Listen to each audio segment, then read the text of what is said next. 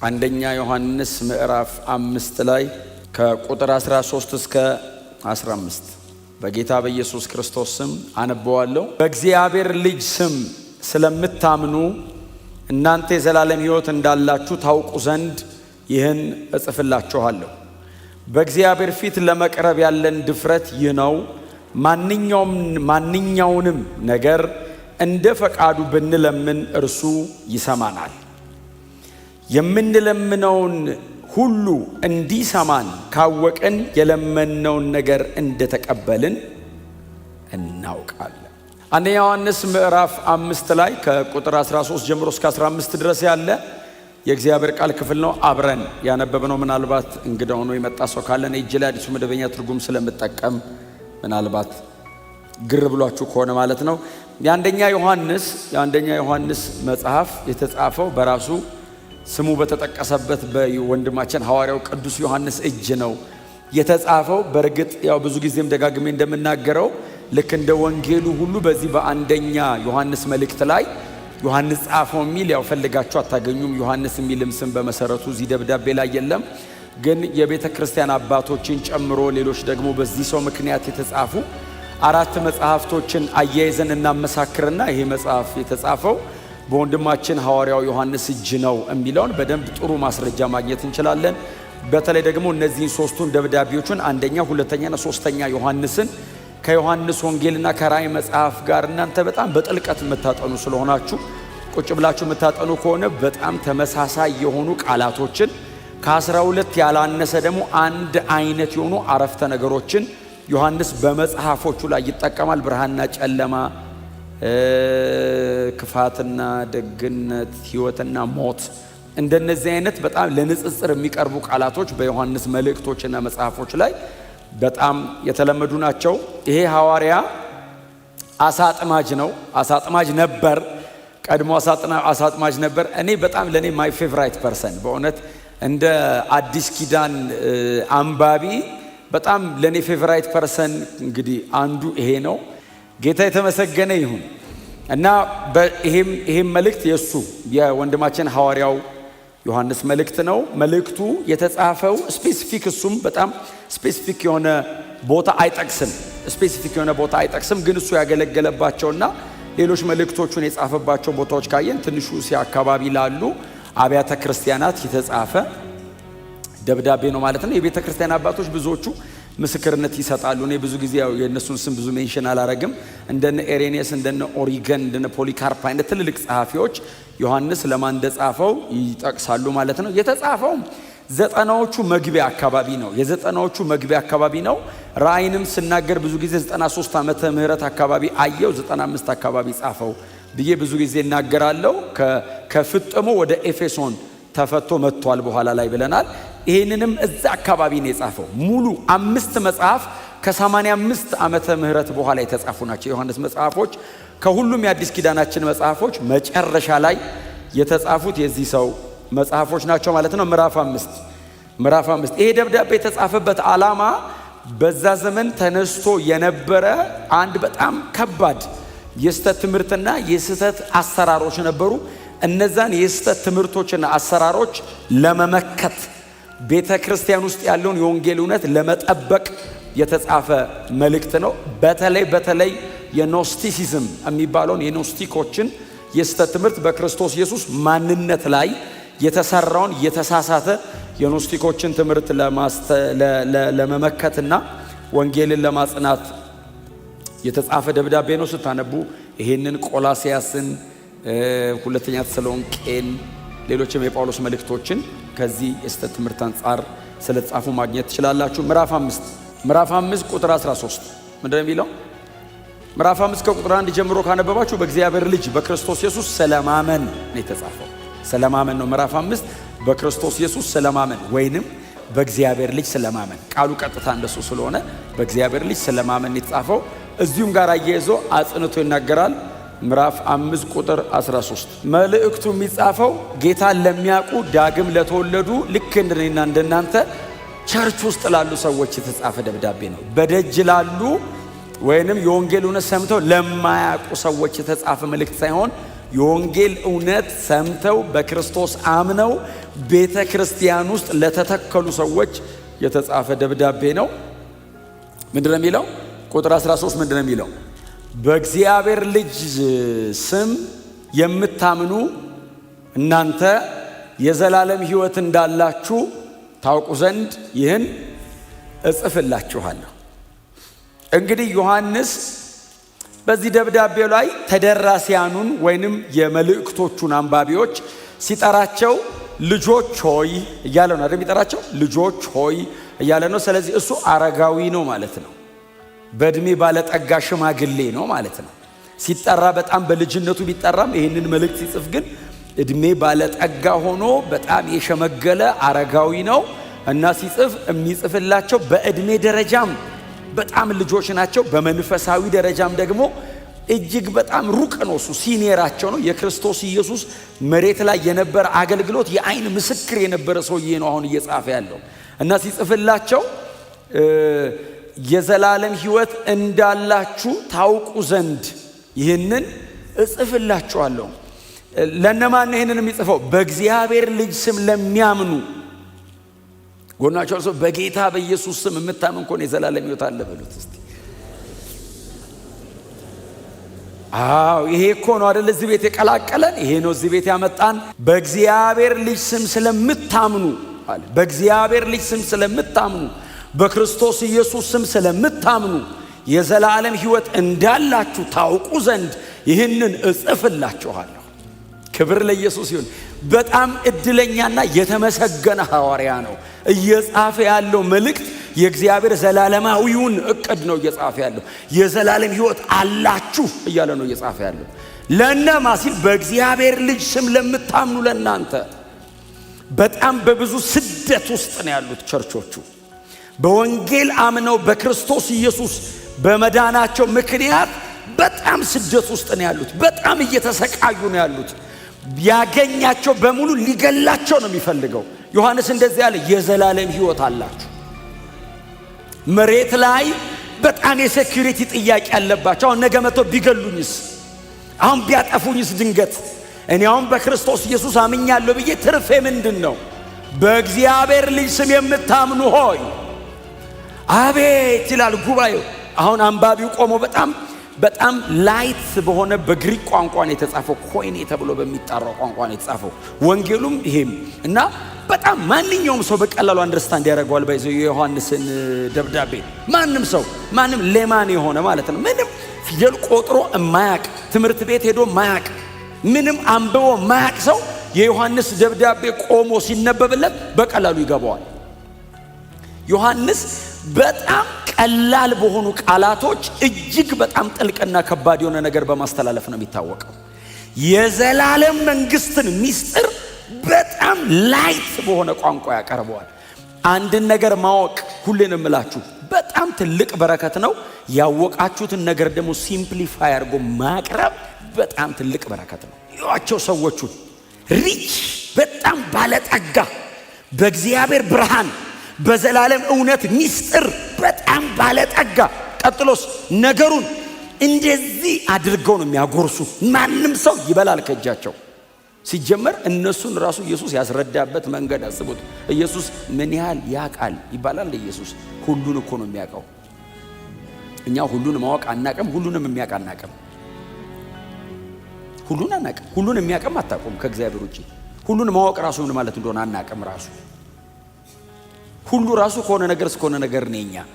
ኢየሱስ ሁሉን ያውቃል። የሁሉ ምንጭ ነው። ምንም ከተገኘ ከሱ ነው የተገኘው። ፈጣሪ ነው። ያንን የሚያክል ግዙፍ አምላክ አሳ አጥማጅና ቀራጭ ሰብስቦ አስረዳ፣ ገባቸው።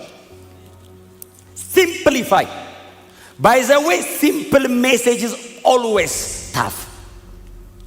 ነገርን ሲምፕሊፋይ ስታደርገው ሰው አቀለልካት እቺ ነገር ምንድናት ይላል። በጣም ሰው ደስ የሚለው ካልገባው ነው። ወሰብሰብ ሲል ያደንቃል። አይ እውቀት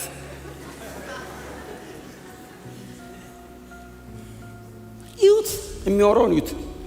በእግዚአብሔር ልጅ ስም ስለምታምኑ፣ በእግዚአብሔር ልጅ ስም ማመን ብቻውን እኮ ተምረን የማንጨርሰው ነገር እኮ ነው። በእግዚአብሔር ልጅ ስም ስለምታውቁት ኦኬ በቃ ገብቶናል ምን እያለ እንደሆነ። አዎ እናምናለን ሲሉ የዘላለም ሕይወት አላችሁ አይደለም ያለው፣ እንዳላችሁ እንድታውቁ ኦሬዲ አላችሁ እኮ ስታምኑ። አዎ መሃል ላይ የሚያፍገመግምና የሚያንገዳግድ በሲቃና በመከራ መካከል ስታልፍ እግዚአብሔር የተወው ሊመስልህ ይችላል። ለዘላለም ሕይወት አይደለም መሬት ላይ ያለው ጉዳይ ራሱ መች ዳር ያዘና ነው ይላል አንዳንድ ሰው። ስለዚህ ዮሐንስ የዘላለም ሕይወት እንዳላችሁ አይደለም ያለው፣ እንዳላችሁ እንድታውቁ እንዳትረሱት። በተነበበ ቁጥራው እንደ ሪማይንደር ነኝ እኔ አስታዋሽ። አማኝ የዘላለም ሕይወት አለው።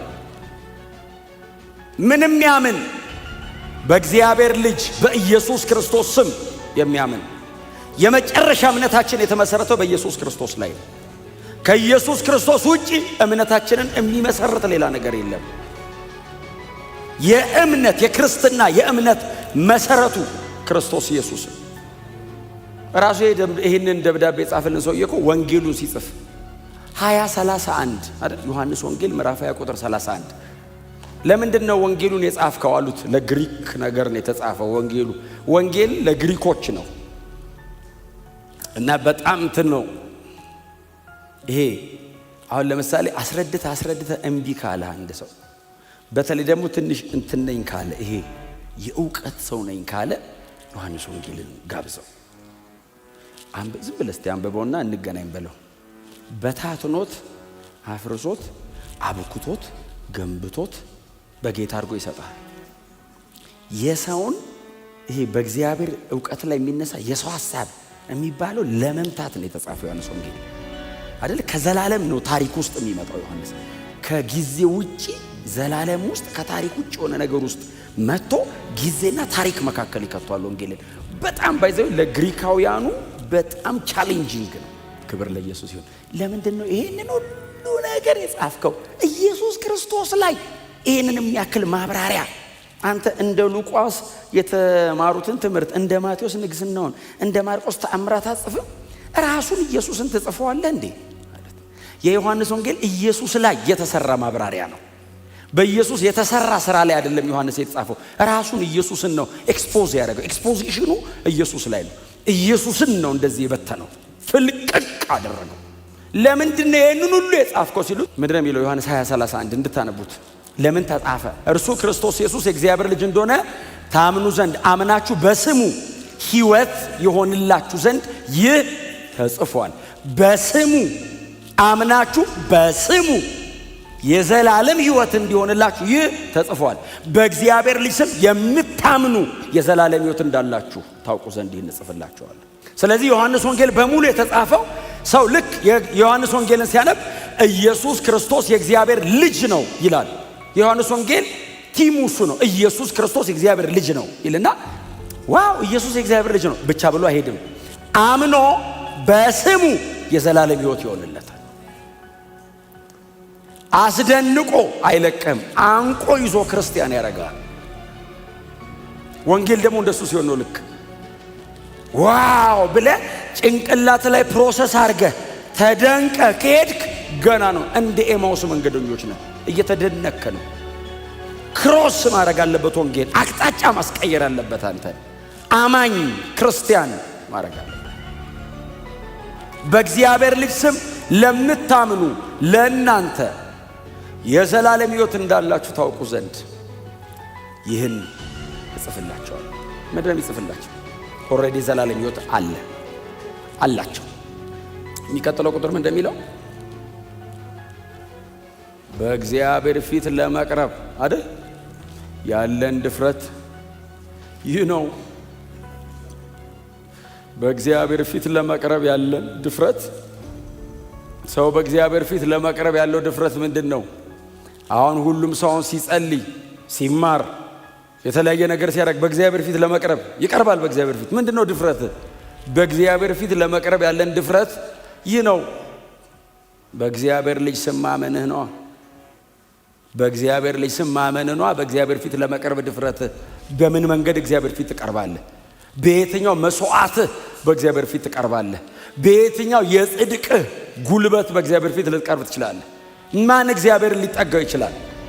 ድፍረት አለን በእግዚአብሔር ፊት ለመቅረብ። ወዳጆች እንዳትሸማቀቁ፣ በእግዚአብሔር ፊት ስትቀርቡ እንዳትሸማቀቁ። ቀና ብላችሁ ቅረቡ፣ ደስ ብላችሁ ቅረቡ። የሚቀጥሉትን ነገሮች በሙሉ ከእግዚአብሔር እንደምትቀበሉ እርግጠኛ ሆናችሁ ቅረቡ። ድፍረት ማለት እሱ ነው። ድፍረት ማለት ደፋርነት አይደለም፣ በክርስቶስ ኢየሱስ የተገኘ መብት ማለት ነው እንጂ ደፋር መሆን ማለት ነው። እንዴት ትርጉሙ ሲጀመር እግዚአብሔር ፊት ደፋር ይኮናል እንዴስ? ለመድፈርስ የሚሆን ግራውንድ አለ እንዴ? በእግዚአብሔር ፊት ግራውንድ የለም። ባይዘው ሰው እግዚአብሔርን ካላወቀው ነው እንጂ ካወቀው መብት አለ እየተባለ ራሱ ይፈራል። እንኳን እንዲሁ ዘውል ይል ስብስብ አድርጎ ያስገባን እኮ የኢየሱስ ስም ነው።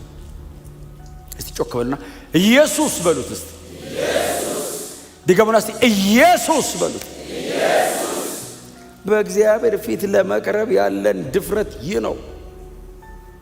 ዋው! በእግዚአብሔር ፊት መቅረብ ተችሏል። ኑ አለ እግዚአብሔር። እነማንን? በልጁ ስም የሚያምኑትን የዘላለም ሕይወት የሰጣቸውን። ኑ ወደ እኔ ግቡ፣ ጠይቁኝ፣ ለምኑኝ፣ ንጉሥ ነኝ፣ ሁሉ አለኝ፣ ጠይቁኝ። እግዚአብሔር ዝም ብሎ ኑ አይደለም ያለን፣ ኤክስፔሪየንስ አርጉ ከኔ ጋር መኖርን።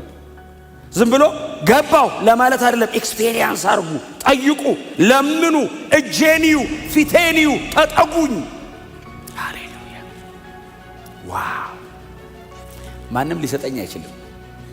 በክርስቶስ ኢየሱስ በማመኔ ያገኘሁትን ነገር እኔም ላገኘው አልችልም። እንዲሁ እግዚአብሔር በክርስቶስ ኢየሱስ ስም በማመኔ ነው የሰጠኝ። ጮክ ብለህ በእግዚአብሔር ልጅ ስም አምናለሁ ብለህ ኦፍ ኮርስ ጠሌ ምንድን ነው የምጨቀጭቀን? በኢየሱስ ማመን። ስሙን ደግሞ አንድ ቀን እንማራለን።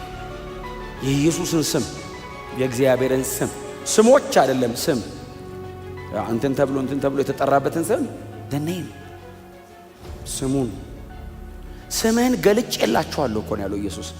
ምን አስተማርካቸው ይህን ሁሉ ጊዜ? ስምህን። የእግዚአብሔርን ስም ነው ኢየሱስ ያብራራ የኖረው። የእግዚአብሔር ስም ስምህን የገለጥኩላቸው የዘላለም ሕይወት በዚህ አላቸው አለ ኢየሱስ። እስቲ አሜን በሏ። ስምህን አብን በአካል አይተው ታያቁመው ስሙን ኢየሱስ አብራራላቸው። በእግዚአብሔር ልጅ ኢየሱስ የእግዚአብሔር ልጅ ነው የሚል ትምህርት አለው ውስጡ።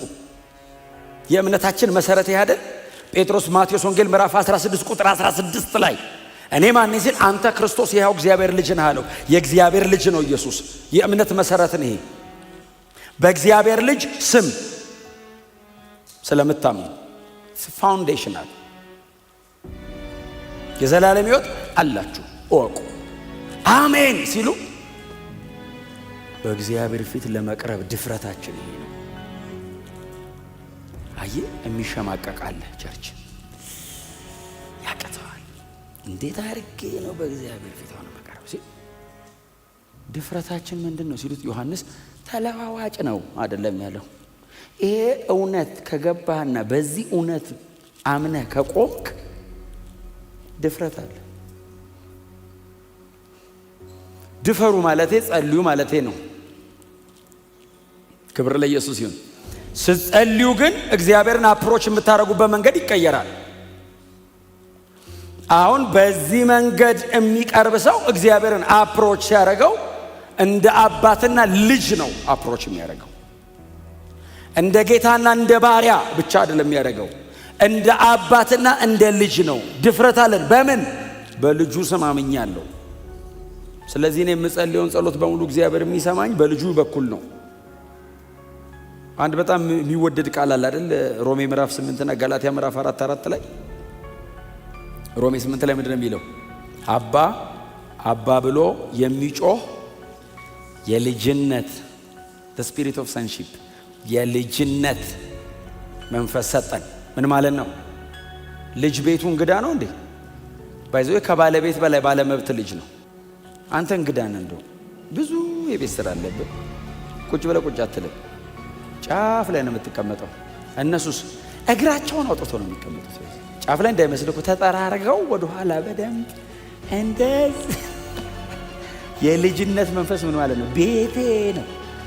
እስቲ አሜን በሏ። እግዚአብሔር ክብሩ ስገባ ያባረረኝ ይሆን አትልም። ጎናቸው አልሰው እንደ ልጅ ኑር በሉት። ተደላደልና ኑር በሉት። በእግዚአብሔር እቅፍ ውስጥ ኑር በሉት። ኢየሱስ ጌታ ነው። እቅፍ ውስጥ እግዚአብሔር መገኘት ውስጥ የእግዚአብሔር ልብ ለእኔ የአባት ነው። ያሰሪና ሰራተኛ አይደለም። እያሳደደ ደሞዜን አይቆርጥም። እግዚአብሔር እንደሱ አይነት አምላክ አይደለም። አባቴ ነው። እስካድግ ነው የሚጠብቀኝ። የእሱ የሆነው በሙሉ የኛ ነው። ማቹር እስክናደርግ ነው የሚከለክለን።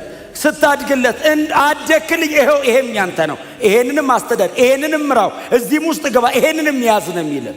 እስክታድግ ነው። ድፍረት አለን። በምን? በክርስቶስ ኢየሱስ በኩል። እንዴት?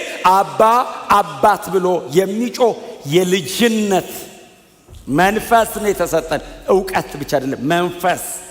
አየ ልጅ ነህ የሚል እውቀት ብቻ አይደለም፣ ስፒሪት ውስጣ ቦርናጌን የተወለደ መንፈስ ውስጥ አለ። ተወልደህ ነው የምታውቀው። ተነግሮ ብቻ አይደለም፣ ተወልደህ ነው። ከዛ ደግሞ ገላትያ ላይ አባባ ብሎ የሚጮህ የልጁን መንፈስ ሰጠን። የልጅነት ሰጠኝ። ቀጥሎ የልጁ ምን ማለት ነው? ኢየሱስ አባ ያለበት ማለት ነው። አሁን አንተ ቆመ አባት ሆይ ስትል ኢየሱስ ባለበት መጠን ነው የሚሰማ። ኢየሱስን እንደሚሰማው ነው የሚሰማ። የልጁን መንፈስ። ስለዚህ ስትጸልዩ አቀራረባችሁን ቀይሩ። ባይሰጠኝስ ብሎ ነው እንደ ኢየሱስ የሚጸልየው። ቢከለክለኝስ አይልም። ሲጀመር የአባቱ ፈቃድ ነው እሱ ውስጥ ያለው። እኛስ የእድሜ ጉዳይ የልጁን መንፈስ እኮ ነው የተቀበልነው። ስላልሰማህ አይደለም የማይሰጥህ። ሰምቶ ቆይ ይልሃል። ቆይ እግዚአብሔር ሆይን ትዝቅ ታባክናለህ ብዬ ብነግረው አሁን ልጄ ላይ አውጥቼ ምንድነው ማባከን? ዳድ ማባከንን ሳስረዳ ማባከንን እያስረዳው ደግሞ ሌላ ነገር ይጠይቀኛል። ገና ነው ሳላስረዳው ያውቃል ማባከን ማለት ነው። ያኔ ብድግ አድርገህ ትሰጧለህ ሁሉንም። አሳርፈኝ እንደውም ብለህ የልጅነት መንፈስ ማለት የክርስቶስ ኢየሱስ አልዓዛርን ለማስነሳት ቆሞ አባት ሆይ ስለሰማኝ ሁልጊዜም ስለምትሰማኝ ጸሎቱን አያችሁት? የኢየሱስን አባት ያለ ስለሰማኝ ያለውና ሁልጊዜ ማለት ምን ማለት ነው? ከዚህም በኋላ በጸለይ ቁጥር ጥያቄ የለም። እኔ እናንተ መሃል ይሰማል አይሰማም ብሎክ የሚያደርግ ነገር እኔ እናንተ መሃል አባቴ ነህ፣ ልጅ ነኝ። በማንኛውም አጋጣሚ እኔን መስማት ነው የምትፈልገው፣ ከኔ ጋር ማውራት ነው ደስ የሚል። መሬት ላይ ኢየሱስ ጋር አብ ቶሎ የተመላለሰው ማንም ጋር መጥቶ አያውቅም። ፈሪሳውያን ጋር አይመጣም፣ ሰዱቃውያን ጋር አይመጣም። የኢየሩሳሌም ጉባኤ በጣም ትልቅ ነው ብሎ አይመጣም። ኢየሱስ አባ ካለው አቤት።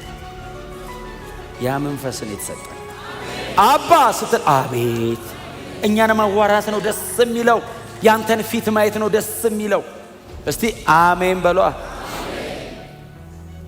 ሁል ጊዜ እንደምትሰማኝ አውቃለሁ አለና ዛሬም አለ እንዲጮክ ብዬ የምናገረው እዚህ ያሉት አንተ ሁሌ ከኔ ጋር እንዳለህ እንዲያውቁ ነዋል እንጂ ምንም የታወቀ ነው። ግን እኔ አሁን እንደዚህ ሆነው እነሱ እንዲያውቁ ብዬ ነው አለና ምንድነው የሚያወራው ይሄ ሰውዬ ደግሞ ብሎ ደግሞ ዛሬ ወደ ሰማይ አንጋጦ አባቴ ስለመሰማኝ ስለሰማኝ ምን አይላል ሲሉ እንግዲያው አለና ምን ማለት መሰለ አልዓዛር አለ ናውጣ ብሎት ቆመ። የሄደችውን መለሰለት ማለት ነው። አባቱ እንደምትሰማኝ ያውቃል መልሳት አልዓዛር። ኢየሱስ በዚህ ጋር አባቱ ይመልስ ሲል አብ እዛ መቃብር ውስጥ መልሶታል። አልዓዛር ናውጣ ሲል እየዘለለ ሲወጣ ሰው ዋው አይደለም ይሉት አባቱ ሰማው። የአባትና የልጅ ህብረት መሃል የተፈጠረ ተአምር ነው። ጮክ ብሎ ይሰማኛል ብሎ እስቲ ይሄ መብት በጌታ በመሆን ብቻ ነው የሚገኘው። ማንም ስለሆንክ አይሰማም። በክርስቶስ ኢየሱስ ከሆንክ ብቻ ነው የሚሰማ። ወደ ጎን ማንም ከማንም ጋር ሊሰማማ ይችላል። ወደ ላይ ግን ሰማይን አቋርጦ መሄድ የሚችለው የኢየሱስ ስም ላይ ያለ ኃይል ብቻ ነው። ኢየሱስ ስትለው ሰማይን የሚያቋርጠው ከደመና ማለፍ አይችልም። ሌላ ጸሎት ከምታዩ ከዚህ ከተጠራቀመው አየር ከዚህ ከስካይ ማለት ሄቨንስ መግባት የሚችለው የኢየሱስ ስም የተጣበቀበት ጉዳይ ብቻ። መናፍስት ታንቆ ያስቀምጥባል። ይሄ የፋርስ አለቃ ምናምን አርኮን አለ ይት ወዲን ምጸል ይላል ናንጆ ደኒ እኔ ያለው ወዲን እኛ ኢየሱስን ግንጥል ያደርገዋል። ሃሌሉያ። እና ድፍረት አለን። ምንድነው ድፍረታችን? በእግዚአብሔር ልጅ ስም እናምናለና በኢየሱስ ስም አምናለሁ። የኢየሱስ ስም ላይ ያለ እምነት አጋንንት ማባረሪያና ተአምር ማድረጊያ ብቻ አይደለም፣ በእግዚአብሔር ፊት ለመቅረብ ድፍረትም ነው። እግዚአብሔርን የተቀበለኝ በኢየሱስ ስም ነው። ስሙ ለዘላለም የተመሰገነ ይሁን። እዚሁ ምዕራፍ 5 ላይ አንድ ቁጥር ላንብብላችሁ እስቲ። ቁጥር 10 ላይ ላንብብላችሁ። በእግዚአብሔር ልጅ እዚሁ አንደኛ ዮሐንስ ምዕራፍ 5 በእግዚአብሔር ልጅ የሚያምን ሁሉ በልቡ ምስክር አለው። በእግዚአብሔር ልጅ የሚያምን ሁሉ፣ ማያምንስ ምስክር የለውም። በእግዚአብሔር ልጅ የሚያምን ሁሉ ምስክር አለው ይልና ማንም እግዚአብሔርን የማያምን ሁሉ እግዚአብሔርን ስለ ልጁ የሰጠው ምስክርነት ስላላመነ ሐሰተኛ አድርጎታል። አሁን አላምንም ሲል ሰው ምን እያለ እንደተጠቃለ እግዚአብሔርን ውሸታም እያለው ነው። እግዚአብሔር ስለ ልጁ የመሰከረው ምስክርነት አልተቀበለም። እግዚአብሔር ነው ስለ ኢየሱስ የመሰከረው። አላምንም ሲል ሰው እግዚአብሔርን ውሸታም ነህ አልቀበልም። እግዚአብሔርን ውሸታም ያለ ሰው እኔ ራሱ ምን እንደሚሆን አላውቅም። በኢየሱስ አላምንም ስትል እግዚአብሔር ነው መስካሪ። ልጄ ነው አለ። በእርሱ ደስ የሚለኝ የምወደው ልጄ አለ። አላምንም ስትል ውሸታም አብ ከሰማዩ ነው ውሸታም። እኔ በኢየሱስ አላምንም ነው ያልኩት እና እኔ እንጂ ቆመን ያልኩ የዘላለም ሕይወት አለ በሱ በኩል ነው። አላምን ስል የዘላለም ሕይወት አለ የምለው የዋሸው ነው ውሸታም ነው የምትለኝ እኔን? ሰው ስለማይሰማ ጆሮ ስለተያዘ አይኑ ስለተያዘ አይምሮ ስለተዘጋበት እንጂ የማያምኑትን ምናን ስላሳወረ እንጂ ሰው ቢሰማ አላምን ስትል ውሸታም ከሰማይ እንዴ እግዚአብሔርን ውሸታም ይላል እንዴ? አብስ ቆይ እድል ስጠው ታው እንዳትነካው። ሰባ ይኖር የለ እንደ መሬት ላይ ሰባዋን ይታገል። እኔ በዚህም በኩል እከሌን በዚህ በኩል እከሌን በዚህ በኩል የሆነ ቸርች በዚህ በኩል መንገድ ላይ የሆነ ወንጌል የሚሰብክ በዚህ በኩል የሆነ ቦታ ላይ ቁጭ ሲል እነግረዋለሁ፣ እኔ ጨቀጭቀዋለሁ፣ እነዘንዘዋለሁ፣ መንፈስ ቅዱስ እንዲወቅሰው አደርጋለሁ። ከዛ እንደዛ አላምንም ብሎ ያለ ሰው የሆነ ቀን ቸርች አጠገብ ቆሞ አምሮብናል በቤት አሁን ቀደም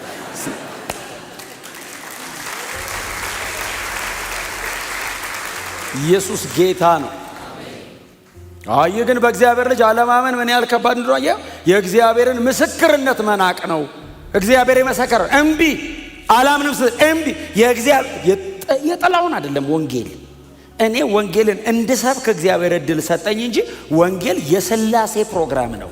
ሥላሴ ከሰማይ ፈርሞ የላከው አጀንዳ ነው። ወንጌል የሰው አይደለም። ጳውሎስ እንዳለ ለእግዚአብሔር ወንጌል ተለየኋል። ወንጌል የእግዚአብሔር ነው አለ። የእግዚአብሔር ነው። ኢየሱስ የማን ነው? የእግዚአብሔር ነው። የጠላውን አይደለም። ጠላውን በርቶለት ነው። እከሌ በርቶለት ነው። እንትና በርቶላት ነው። የኛ አይደለም። ተቀብለነው ነው። እስቲ አሜን በሏ።